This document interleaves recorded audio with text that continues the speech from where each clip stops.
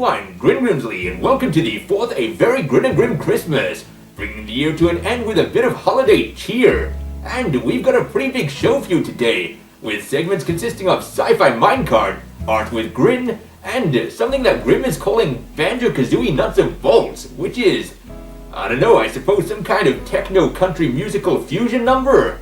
Either way, unfortunately, he's currently running a little late, and so let's kick things off by first jumping to a pre-recorded version of me to hear what I think about the latest and greatest in video gaming technology. It's time for Grin Reviews. The Byte Before Christmas is essentially 4 games in one. And no, I don't mean that in the way that basically every game on the Atari 2600 claims to be multiple games in one, but in reality turn out to be just multiple different variations of what is essentially the exact same game. No, instead, in the Byte Before Christmas, there is legitimately 4 different games that play and look entirely different that are just tied together loosely with a continued storyline. And so what exactly is the storyline? Well, you see, unfortunately, it does appear that Santa Claus is not exactly the best boss, and I've gotta say, on reflection, though I've never considered it before, this news is not exactly surprising to me. I mean, after all, Santa Claus does force his workforce to work over Christmas, which even Ebenezer Scrooge pre-Ghost Visit didn't do. And so the elves have rather understandably formed a union and are on strike, which is of course a major problem for anyone on the nice list, as without elves, Christmas is likely not going to happen. However, for those on the naughty list, it's probably not such a big deal. And so the 4 different games that make up the Byte Before Christmas take you through the story of this industrial action. Santa's Scabs, the first game, has you playing as one of Santa's Scabs, which essentially means you're trying to work for the big man in red despite the industrial action, and so you must pass the picket line. I kind of found this to be a little bit strange, as basically all of my experience, both historical and otherwise, has taught me that unions are usually a pretty darn good idea, and betraying them kind of makes you the bad guy. I mean, there's a pretty darn good reason that the title Scab doesn't exactly sound flattering, and that is because it's not. No one likes a scab, which is somewhat bizarre to me, as it means that in Santa's Scabs, the first game on this compilation, you're not only playing as a bad guy, but Santa Claus himself too is a bad guy. And then moving straight along to the storyline of the second game, or as the manual refers to it, Chapter 2, Christmas Adventure. I was quite excited by this title, as I love both Christmas and adventuring, but I became even more excited when I started looking at the graphical depictions in the manual as well as the compilation's ongoing storyline. It says you see that once again he, the Grinch, has managed to steal all of Whoville's presents and frightened off all of its residents. The town was no match for the Grinch, his dog Max, and his band of evil toys, and now you're the only one left to reclaim the stolen presents and save Christmas. Now, this is interesting for a multitude of reasons. Firstly, it seems that this game is set as a sequel to How the Grinch Stole Christmas, but not only that, it seems that the Grinch has gone into a bit of a relapse. I mean, the last time we saw him, he was celebrating Christmas with a heart 3 times the size and eating some roast beast, and yet now, well, he's back to his old tricks again. I suppose we shouldn't be too surprised, as after all, he is played by Boris Karloff, and how many times did Frankenstein's monster come back? But why, you may ask, has the Grinch decided to go back to his old ways? Well, it seems, as the 3rd chapter explains to us, this is actually because he's working on behalf of the elves again. Their industrial action not going so well due to the scabs in the first game. The Christmas presents have now not only been manufactured but delivered, and so they've dispatched the Grinch to try and steal them back. Now, up until this point, I've been giving a fairly large amount of support to the Elven Union movement, even if I do think on occasion they stepped a little bit over the line. For instance, hiring Boris Karloff to steal everyone's presents, probably not a good move, but aside from that, I do definitely support their right to strike. Though, unfortunately, Chapter 3, Game 3, is where they lose their moral high ground and move away from being what you would probably consider a union doing industrial movements to what is definitely far closer to terrorism. You see, dismayed by their failure in the previous 2 chapters, the elves have combined their magic and put all of humanity into an endless slumber. This is obviously not ideal, as throwing an entire species into a deep, unending coma is not exactly cricket. Fortunately, you, a magical bunny, can bang out some bongo beats like you're blasting the bell from Blue Oyster Cult's Don't Fear the Reaper in order to revive them. Which brings us straight along to the fourth and final game/chapter, Naughty List, which is basically just Santa going on a rampage. He's definitely not happy. The fact that the Elf Union not only went on strike, but then tried to steal all of the gifts that he went and made with his scabs, and then try to throw all of humanity into an endless slumber, well, he's definitely fed up. And so that's the storyline. Let's get talking about the gameplay. First up, Santa's Scabs is a martial arts style game. It has you having to fight through the elven picket lines and then taking on bosses. Essentially, one elf in the picket line will look a little different. You have to go up and kick him, he'll drop a piece of coal somewhere, and then if you pick up that piece of coal, another special elf will reveal themselves. Do this 3 times and you'll be able to take out all of the elven pickup lines for extra points, and then go up to the top and fight the boss before entering the workshop, taking you on to the next level to do it all again. The game has a good difficulty increase. The controls work mostly well. I'll get back to that in a second. The graphics are pretty darn good, although there's some pretty damaging strobing. Although strangely enough, when looking back at the footage, it seems it doesn't strobe on the recording, so I'm not sure if this is an issue with the TV. I've not encountered it before though, and both the cartridge and the TV are PAL, so I'm not really sure why it's happening, especially now that I've seen it's not being picked up on the recording. As I said though, the graphics are really quite good. The elves do look a little bit like Smurfs, though I guess in the game's defense, Smurfs do look a little bit like elves, so that's probably fine, and the animation of your character doing his kick looks completely awesome. Now down to the controls, they are almost flawless, though it does run into 2 small issues. The first one being that you move your character around the screen with the pleasure stick, but also to get up to the boss battle, you just simply move up close enough to it and he climbs up. This is somewhat annoying, as I accidentally did it several times while trying to still get the bonus points for killing all of the elves. And the other downside being that if the reindeer boss takes to flying, the only way you can hit it is by doing a jump kick, which I found really difficult to achieve. And even more frustratingly, after I went and practiced doing it, the reindeer no longer flew. So that was kind of weird, because at that point, I really wanted to test it out. But regardless, at the first game in the compilation, Santa's Scabs is already one that makes this compilation worth playing. It's an extremely enjoyable game, and I had a blast playing it. But let's move straight along to talking a bit more in depth about the next game, Christmas Adventure, which is one of the most complicated and in-depth games I've played so far. It is, as the name rather suitably suggests, a true adventure. It reminded me most strongly of the first game I ever played, Halo 2600, as you're moving through multiple rooms and achieving many tasks in order to finish the final goal. Although in this game, the goal is not to kill an alien, but instead to steal the presents back from the Grinch. Essentially, you have to use multiple different items to achieve multiple different goals, for instance lighting rooms or defeating enemies, in order to take back the sack of toys and run all the way back to your starting point. The graphics are nothing short of excellent, especially the Grinch, which looked like he was straight out of the cartoon, and the controls are all over flawless. It's also worth noting that of the 4 games, this is the only one with an actual ending, rather than just a goal to get the highest score. I think of the 4 games on the compilation, Christmas Adventure was probably my favorite. But now let's move straight along to the next game, Bell Hopper, which means it's time to also put in a different controller, as this game gives you the option to use either a pleasure stick or a paddle controller, and it definitely works better with the paddle.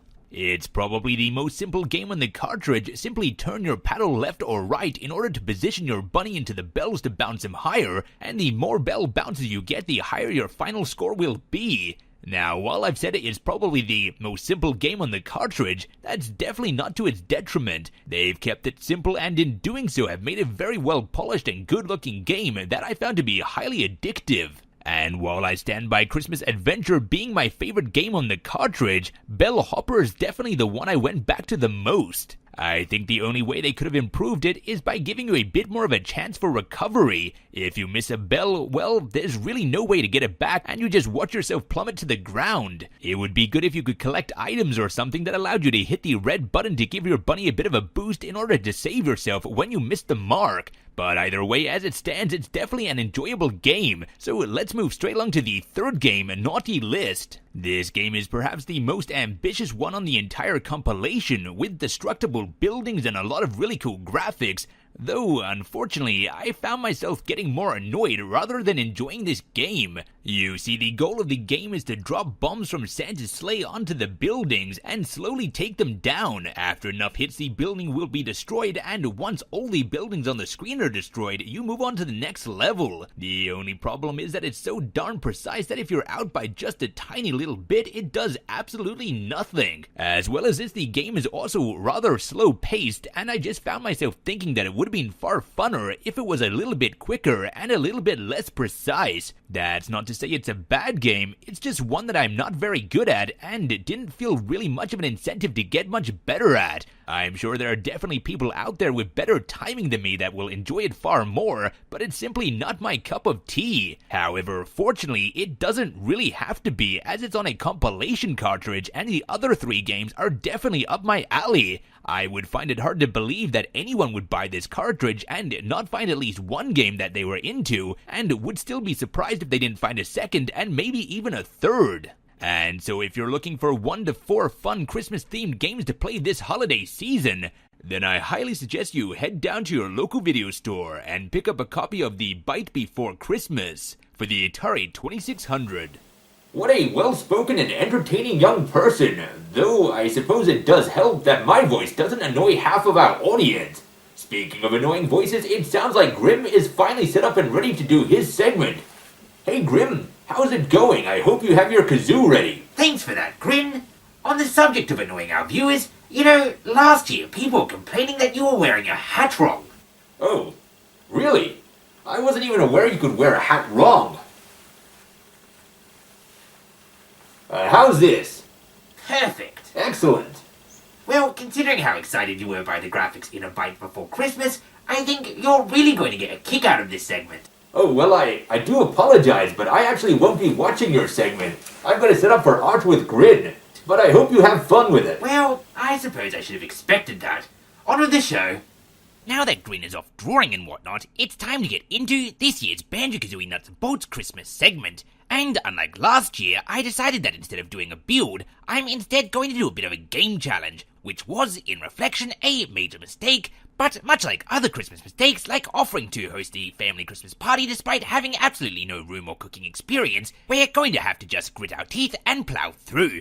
And so, welcome to Santa vs. Grunty. Essentially, the challenge is to take on Gruntilda the Witch on the challenge Final Showdown, the last level of Banjo-Kazooie Nuts and Bolts, while piloting Santa's sleigh, the build I did in last year's Christmas video. Now, already this is beginning with a bit of a problem, as Santa's sleigh is without weapons. Absurd, I know. I mean, who violates all of these international airspaces without even a little bit of a bazooka? But it seems that dear old Saint Nick is some form of pacifist. Strange, I know, but there it is. And so I began to outfit the sleigh. I gave the sleigh 2 torpedo launchers and turned Rudolph's red nose into a bit of a laser. The results of these modifications ranged from ineffectual to disastrous, as the laser on the nose wouldn't fire, which I wasn't too surprised at, as after all, weapons using the remote control glitch are often pretty unreliable, but even worse so, the torpedoes just fired directly into Rudolph, blasting you out of the sky, which is not exactly what you want when you're engaging in aerial combat. No one likes an own goal.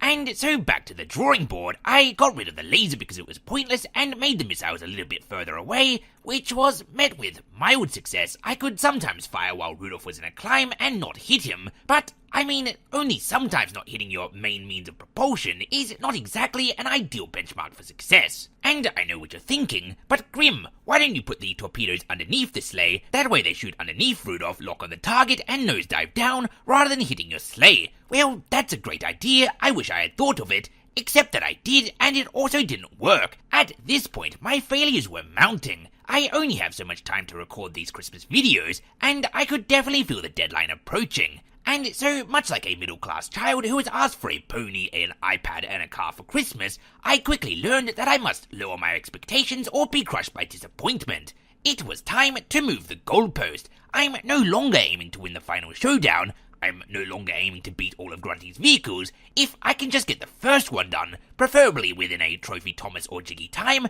I'm going to be content. I mean, half the time it's difficult to even hook up the sled right on this slope, let alone doing it 4 times in a row while defeating 4 different vehicles in a row. And before you point out that there are 5, not 4 Final Showdown vehicles, well, okay, granted you're correct, but that just proves my point even further, as that's even more difficult than 4. So, let's get back into it. What did I try to change next? Well, I put the missiles facing down, with the hopes of firing while over top of the vehicle, which presumably would be far less likely to cause self-damage. And it was. So, hurrah, success, it's all going rather splendidly, except I can't hit my blooming target.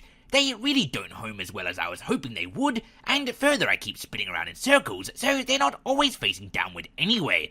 So back to the drawing board again, I guess. At least now we've moved away from the whole accidentally blowing ourselves up thing. It was at this point that I decided it was time to employ what I like to call Santa's little helpers, except instead of magical elves, they are kamikaze robotic birds. It was time to crack out the Clockwork Kazooies. I usually don't use Clockwork Kazooies because they're kind of cheap, but this Christmas it seems I'm on a budget, so full speed ahead. I put 3 on the sleigh, went into the challenge, triggered the remote control glitch, and then moved to hook up my sled. And at 43 seconds before I had even had a chance to take off or any of my weapons fired, Gruntilda announced her defeat. It's a Christmas miracle. I don't know, I guess she rolled or something. Either way, I'm taking it and counting it as a victory. Now, before you get upset and point out that that's kind of a cheap victory, I agree, I'm sorry, I did try one more time and actually managed to legitimately land a killing blow at the 5-minute 10 mark, which is within jiggy time within the parameters of our lowered challenge goals, so that's something I suppose. So I'm going to call this a Christmas victory. Now, I would like to try this challenge again at some point when I've got more time on my hands, and I'll be able to be a bit more creative and experiment a little more, but as it stands, while it wasn't the most spectacular victory ever, I'm going to take it nonetheless. If you would like to try this impossibly difficult challenge yourself, a link to the layer by layer of the sleigh from last year can be found in the description below, so check that out, but not quite yet, as there's still several segments remaining. Back to you, Grin. Grin? Grin? Are you there? Oh, yes, I'm ready. Hello and welcome to Christmas Art with Grin. Can we make this full screen? Yes, that's right. It's time for a very festive Art with Grin. And from the offset, you've probably noticed things are looking a little bit different here than they normally do in Art with Grin. And that is because, indeed, because this is the Christmas special, the Very Grin and Grin Christmas, the format of the special itself has somewhat demanded that I rearrange things slightly here and do things a little bit differently than normal. And so now during the sketching stage, when I would usually be doing it in real time and talking to you while doing it, instead the entire thing is recorded already and sped up a little bit, mainly because otherwise this video would be around about an hour long. And considering I only have a 5-minute allowance for this segment, it's not going to really work that way. But rest assured, if you do prefer the other way that we do these, the regular way, well then, next year, when the first Art with Grin comes out, it's going to be back in the regular style, so it's just a special for this Christmas. And so, what are we doing here? Well, as you can see, I've become a figurehead for the tree, because I'm drawing it, so why shouldn't I be? And I've given the bottom of the tree some of those little cork hat things that you see on Australian hats to keep the flies away. And so, what am I actually doing though, you may be asking more specifically? Well, rather simply, the 2016 A Very Grin and Grin Christmas was flagged for copyright infringement and blocked in basically every single country in the world excluding the United States of America. And because we have people who view these videos outside of the United States of America, including us who are based in Australia, we're trying to vehemently avoid that again. And so since the following segment after this one is going to be Grim doing his, sci-fi minecart, well, we figured that maybe, just maybe, if I do some art to do a bit of an overlay covering up a little bit of the footage, then perhaps we'll be able to avoid getting flagged for copyright infringement again, and then people can view us in more than just one country. But let's get back to talking about the what rather than the why, and as you can see at the moment, I'm drawing Santa's sleigh. You may be looking at the creatures pulling Santa's sleigh and thinking, hang on, those don't look quite like reindeer, and you are correct, they are instead an assortment of sea creatures. This is not because I don't know how to draw a reindeer, I certainly do, I just thought this was a bit more whimsical. I can totally draw a reindeer. Stop asking questions. And up the top here, I'm doing tinsel. I'm doing it with a bit of opacity towards the tinsel to try to make it look a little more shiny. I'm not entirely sure it worked out. It looks a bit more like lightning, but lightning is kind of Christmassy. I mean, Blitzen is a reindeer, and I'm pretty sure Blitzen means lightning, so I think it's on the bowl. Speaking of bowls, I'm doing bowls here with pretty much the only shading in the entire video, and then moving straight along to the Christmas box. This is where I got a little bit creative, and I'm kind of proud of it here. I actually draw 3 different versions of the box, or 2 different versions and 3 different layers, so that when it's used in the video, it can be shut and open, and when it's open, you can have it looking like Grim is popping out of the box. I'm not going to brag too much, but I do believe that this is the greatest artistic endeavor anyone's ever undertaken, and personally, I think I deserve some sort of Nobel Prize for it. That's actually Nobel Prize. I do apologize. The coloring on it looked a little bit better when I was doing it. The gold was more vibrant, so I'm not sure why it's downgraded itself in the video. Hopefully it looks okay in the Very Grin Christmas episode, but if it doesn't, well, at the very least I tried my best. Now, no doubt when this is actually uploaded as part of the Sci-Fi Minecart episode, as in when the Sci-Fi Minecart episode is uploaded by itself, people are probably going to look at it and wonder why all of this is covering up the video. And really, it's because that's precisely the point. We're honestly just trying to cover up as much of the video as we can while still getting the point across, literally just to try to avoid all those automatic copyright claims. But hopefully at least it looks festive, even if it is unfortunately sort of diminishing the impact of showing the video. That's just the world we live in. Speaking of worlds, not really, but I had to segue somehow. We've moved on to the fireplace here, and while fireplaces are somewhat a classic thing for Christmas imagery, we are indeed in Australia, and it is quite warm right now, so instead I've just stuck a little notice with a picture of a fire band sticker on it, because no one in Australia is going to be lighting their fireplaces tonight. I found it humorous myself. I'm not sure if anyone else will, but I had a chuckle, so that's really at least something. And speaking of something, that's about the video done. The stockings are hung up with care, the fireplace is not roaring, but at least there. Santa is covering up some of the screen, we've got the box for Grim to hop out of, and we also have the all-important Christmas tree. I would have liked to do some extra shading and whatnot, but unfortunately time is not on my side. But either way, I guess it's time to move on to the next segment, Sci-Fi Minecart, where we can see it in action. And now that it's far less likely that his segment will get this video blocked in 248 countries like it did to our 2016 A Very Grin and Grim Christmas, it's time for Sci-Fi Minecart. What sci-fi Christmas movie did you choose this year, Grim? I've chosen the Power Rangers holiday special, Alfa's Magical Christmas. Oh, already ran out of sci-fi Christmas movies, did you? I suppose your genre is far less popular than mine. No, I've not run out. And yet you chose to spend your 10-minute segment talking about a 20-minute TV special. Well, yes. Well, it's your airtime, I suppose. Cue title card. Hey, that's my line. Oh, hello there.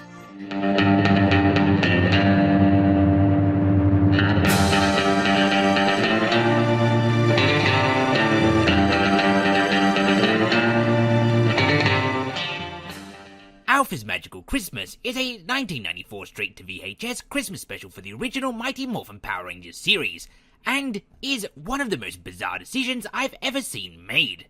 You see, so far as the Power Rangers Wikia is concerned, which is apparently a thing, this was released exclusively for the Power Rangers Fan Club, a group of people that no doubt would enjoy this at the very least. This special, you see, despite being often referred to as a Power Rangers holiday special, has extremely little to do with the Power Rangers themselves. It is instead, as is titled, Alfa's Magical Christmas, not the Power Rangers, who play a very small part in the episode. And the other thing about this special's title, which is more literal than I expected, is that Alfa's Christmas is indeed magical. But let's backtrack. What exactly is going on here? Well, the story starts with Alpha 5 being rather bummed out as the Power Rangers, rather than spending time with him on Christmas, are off helping Santa Claus.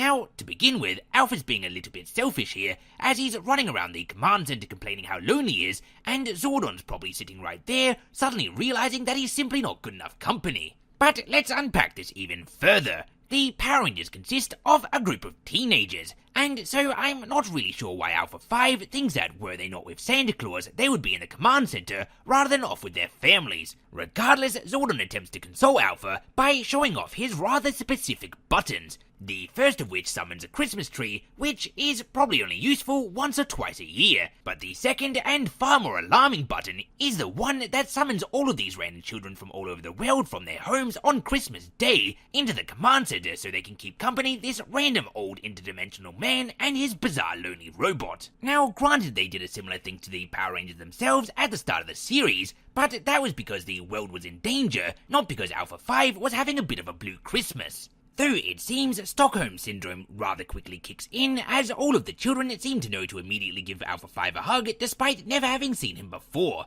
I hope. Or not. I'm not really sure which situation would be worse. Then Alpha 5 thanks everyone for coming to his magical Christmas party, which I always thought was a little strange as there wasn't much choice in the matter, and with the pleasantries done with, it's time to get down to partying. Now, if you remember at the start, I mentioned that I was rather surprised that Alpha's magical Christmas was indeed magical. And that's where this really comes in. Alpha begins to decorate the area by shooting beams of magic out of his hands, which cause things to appear. This I honestly didn't expect. He keeps referring to it as Christmas magic, which I've never seen him display before. I mean, since when did Alpha become a magician? Or Zordon for that matter. Zordon's supposed to be an interdimensional being with magic-like powers that he draws from the morphing grid, and Alpha's just supposed to be a robot, and yet here they are, now suddenly doing actual magic. What is the limit to these powers? I really don't know. They're making baubles appear, they're making decorations appear. Alpha literally summons gingerbread. That could have come really in handy in other times in the series. And I know what you're thinking, but Grim, when in blazes would Alpha 5 summoning gingerbread ever actually come in handy? Well, I'm glad you ask. Imagine this, for instance, the Power Rangers come up against one of Zordon's old nemesis, a morphological being capable of transforming his body into a liquid form. Now, if this villain was to attempt to break into the command center, he would no doubt do so by getting through the bulkheads, through turning himself into a liquid, and simply seeping through all of the holes in the door. This would be a brilliant way to circumvent the command center's elaborate security, and were he able to actually get his way in, he no doubt would be able to do all sorts of damage to the command center, as well as complain about the Brady Bunch. But here is Alpha 5 to the rescue. With his well-established magical powers of being able to summon gingerbread, Alpha 5 could simply soak up the villainous morphological being while in liquid form, preventing him from ever re-solidifying, thus saving the Power Rangers from a rather lengthy quest. But instead, all we see is Alpha use these gingerbread powers just this one time, and then never again, despite the fact that it could have definitely come in handy, and prevented all sorts of issues. But regardless, let's get back into it. Do you do anything special at Christmas time, Steven? Wait, hang on. How does Alpha know this kid's name? How long has he been watching these kids for? I really don't want to know. Also, I'd like to point out that we are now 8 minutes into the special, and there still hasn't been any sight of the Power Rangers. And there still won't be for another 5 minutes. But regardless, it's time for caroling with some good old-fashioned classics like Jingle Bells and Good King Wenslin, which Alpha introduces like this. You know, I know a song about a king who went out on a cold night. I bet you he wants some cookies. Now, I'm going to be honest, I really don't know much at all about Good King Wenslin, and so I looked him up, curious as to whether or not he would actually be interested in cookies. And this is the result I got. Good King Wenslin is a carol for the Feast of St. Stephen or Boxing Day, with no mention of the Nativity, so I guess it's not even technically a Christmas carol. But then we get into the important part. Wenslin was a 10th century Catholic Duke of Bohemia, also known as Vaclav the Good, and was martyred after being assassinated by his wicked brother, Bozzolo the Bad, which, firstly, I mean, if your brother is called Bozzolo the Bad, you should probably assume he's up to no good, and secondly, Oh no, Alpha, I think he's gonna need a little bit more than just cookies. I mean, when you're getting assassinated, cookies are probably one of the last things on your mind. I don't know that for certain, I'll have to ask Grin at some point. But let's move straight along from that little history lesson to the next part, which is more magic, where we find out that Alpha's powers are not limited to decorations and gingerbread, but he's also perfectly capable of summoning presents. Which really makes me wonder, why, if he can summon presents at will, is he not helping out Santa as well as or instead of the Rangers? I mean, here he is in the command center, complaining that he's all alone for Christmas. He seems to have a magical ability that uniquely suits him to helping out the very person that the Rangers are with, and it's the Rangers that he wants to be with, so why not just go to the North Pole and actually lend a helping hand? I'm starting to think that maybe, just maybe, there wasn't that much thought put into the Power Rangers Christmas special, Alpha's Magical Christmas. But let's move straight along because we've finally reached the 13-minute mark, which means it's time we actually get to see the Power Rangers for a couple of seconds over a Skype call. They don't say anything and quite literally have less than 20 seconds of screen time in which Santa Claus tells us that his sleigh is almost full and ready to take off, which is important later on, and then we're back to caroling. So definitely not much Power Rangers in this Power Rangers special, though, as I said, it was advertised as an Alpha special, and we definitely have a lot of Alpha, so we can't really complain too much about that. The caroling that follows lasts for another 7 minutes, and we get a bit of a montage of stock footage of the Power Rangers, which is still not the Power Rangers because it's just flashbacks, and then at the 20-minute mark, finally, some of the Power Rangers arrive. Not all of them, but it's better than nothing. They give their Christmas wishes and pay a little bit of lip service before they quickly excuse themselves, with Billy using the rather suspicious excuse that they've got to go and help Santa load his sleigh. Now, hang on, isn't that what we saw them doing earlier? Weren't we told that earlier they were almost finished and ready to take off? I think Billy just doesn't want to be here. Sorry, Alpha, I'm not sure if the Rangers have more important things to do, but they're definitely looking for a pretty quick escape from the Christmas party of yours that they already arrived fairly late to. And so, with one more reckless display of Christmas magic, Alpha or Zordon makes it snow in the command center, which is no doubt pretty bad for the electronics, and Alpha's magical Christmas special comes to an end. Now, was this a good Power Rangers special? No, definitely not. There were no shredding hair metal guitars, giant mech battles, or over-the-top martial arts scenes. Pretty much anything that makes Power Rangers good was definitely missing from this special. But was it a good Alpha special? Well, I guess kind of. I mean, he does say aye at some point, and that's really all I ever want from Alpha, so big tick there. And so Alpha's Magical Christmas. It's not good. It's at least wholesome though when there's a lot of Christmas carols, so a youngin' might like it. But overall, I think you're probably going to only enjoy it if you're into really cheesy sci-fi missteps that completely miss the wants of their entire audience, like for instance the Star Wars Holiday Special, where it still remains somewhat enjoyable just because of how utterly absurd it is. I mean, it just raises so many questions, both within Power Rangers and even the confines of this special itself. Since when were they magic? Is Billy a liar? Why did the kids get summoned there by teleportation but then had to leave through a portal? It's just all over the shop and it's utterly fascinating. Thanks for watching, and until next time, next year in fact, I have been and still am Grim McGrindle. Back to you in the studio, Grin. And so comes to an end another A Very Grin and Grim Christmas, and another year. We had a lot of fun entertaining you throughout 2018, and look forward to bringing you new things next year, both fresh and familiar. We'd like to welcome the 600 or so of you that have joined us since the last Christmas special, and thank the 1,100-ish of you that have stuck around for even longer.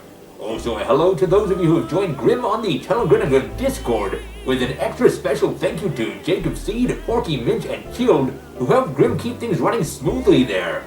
And so, with all of that said and done, from all of us here at Channel Grin and Grim to all of you, a very Merry Christmas and a Happy New Year!